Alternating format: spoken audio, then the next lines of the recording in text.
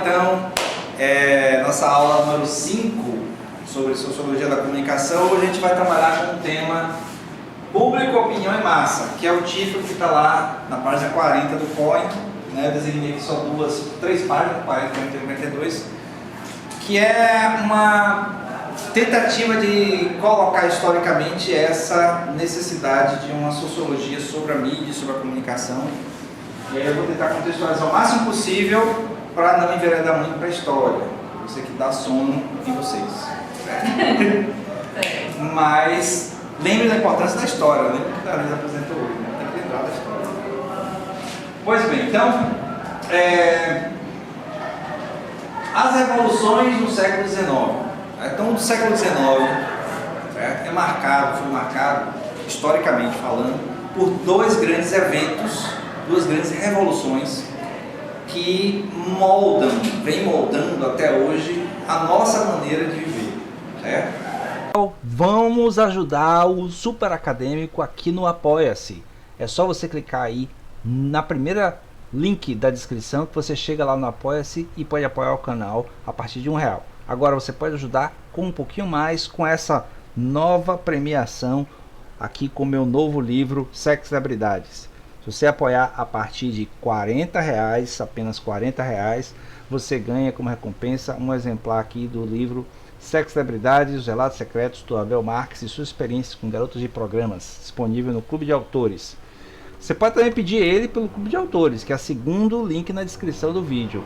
Mas apoiando o canal no Apoia-se, você vai ter direito a ele de graça, né? Apenas apoiando o canal e aí você tem direito a um exemplar.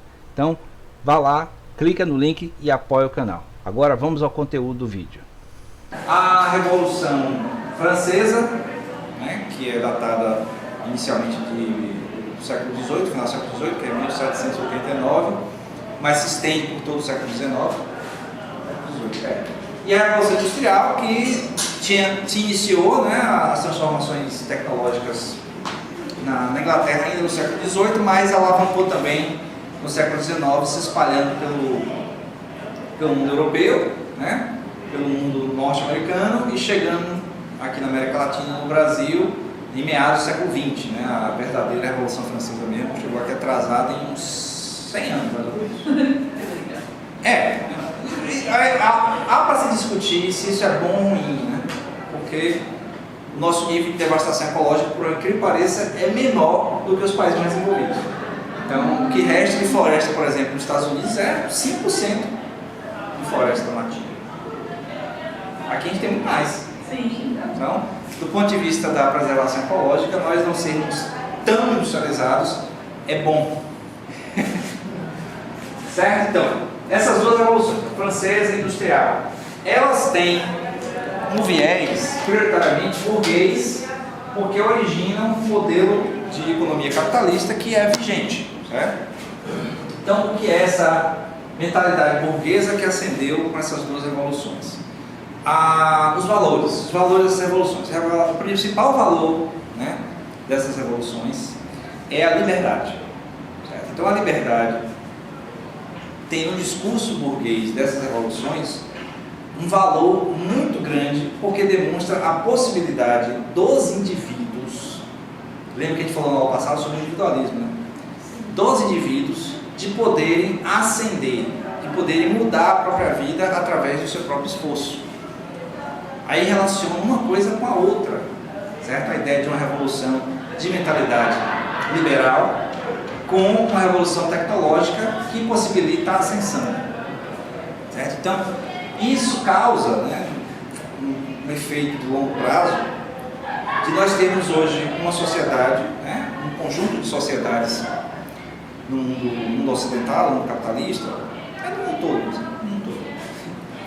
Tem muito pouca sociedade tradicional no mundo, mas tem sociedades que se expressam diferentemente do capitalismo.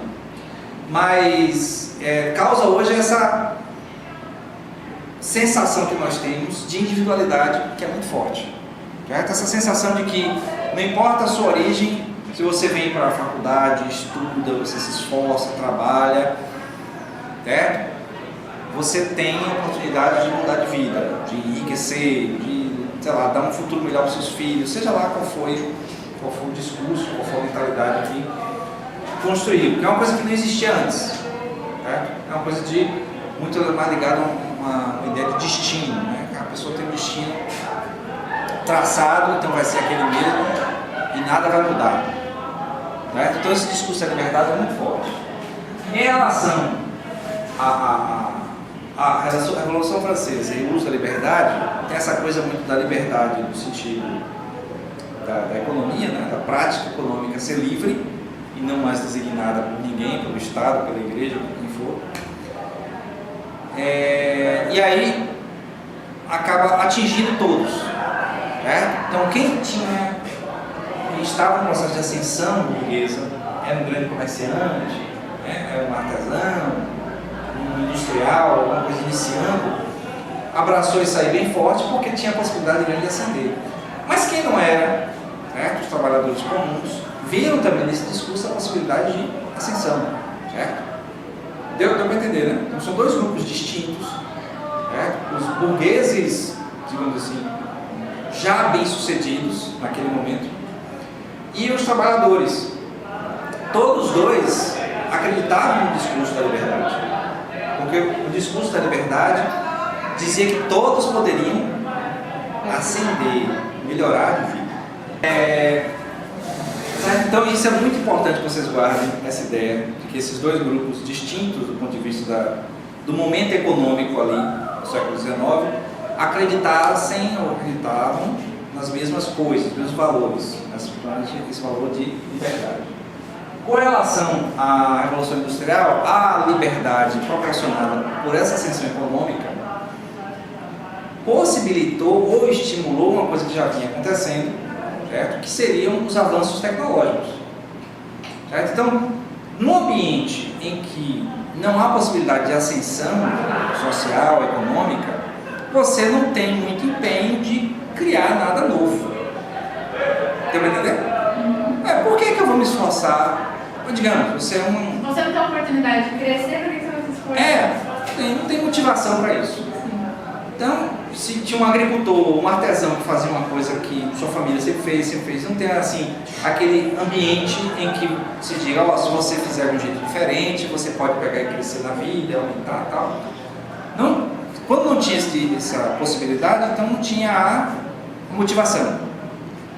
O século XIX possibilitou, pela Revolução Industrial e pelo esse discurso de liberdade, a ideia de que se você inovar em alguma área, você pode pegar e ter a sua oportunidade, criar a sua oportunidade, porque é um ambiente de